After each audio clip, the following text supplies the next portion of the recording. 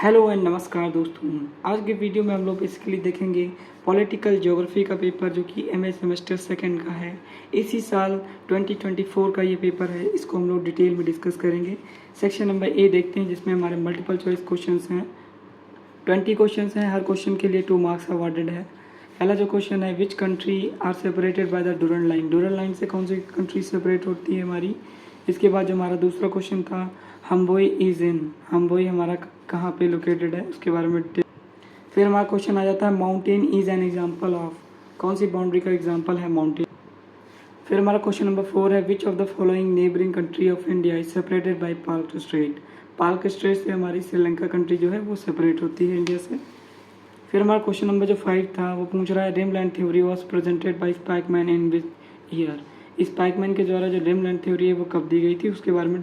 फिर आ जाता है हमारा question number 6, heartland theory was presented in, heartland theory कब प्रेजेंट की गई थी उसके बारे में बताना था।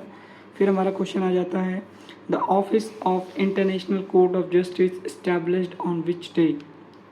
जो हमारा ICJ है वो कब इस्टेब्लिश हुआ था उसके बारे में बताना था। फिर आपको बताना था कि जो हमारा 17th पैरेलल लाइन है वो बाउंड्री किसके बीच में है, आपको बताना था। ठीक, इसके बाद हमारा क्वेश्चन नंबर 9 है वो था हमारा, which of the following country is not the member of SAARC. SAARC का कौन सा कंट्री मेंबर नहीं है उसके बारे में बताना था।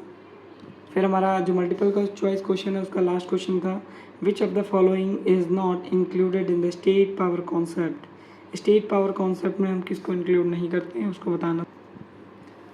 अब बेसिकली हमारा आ गया शॉर्ट आंसर टाइप क्वेश्चन, ठीक, जो कि लगभग हमें 150 वर्ड्स में बताना है। Discuss unified field theory, unified field theory के सिद्धांत को डिस्कस करना था। इसके ऑप्शन में जो मैं क्वेश्चन दे रखा है, importance of Jio politics of India, India की जो जियो पॉलिटिक्स है उसके बारे में डिस्कस करना था। यूनिट सेकंड का जो हमारा पहला क्वेश्चन है, nature of frontier and boundaries, frontier और बाउंड्रीज के नेचर को डिस्कस करना था। इसके बारे में हमने डिटेल्स में वीडियो बना रखा है, अगर नहीं देखा आपने तो आप जाके देख सकते हैं।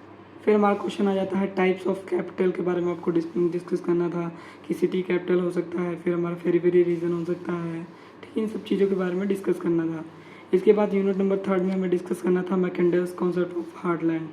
हार्टलैंड कॉन्सेप्ट जो है मैकेंडर का उसके बारे में डिस्कस करना था कि whoever controls the Eastern Europe controls the heartland and who has controls heartland controls the Word Island and who controls the Word Island controls the whole world।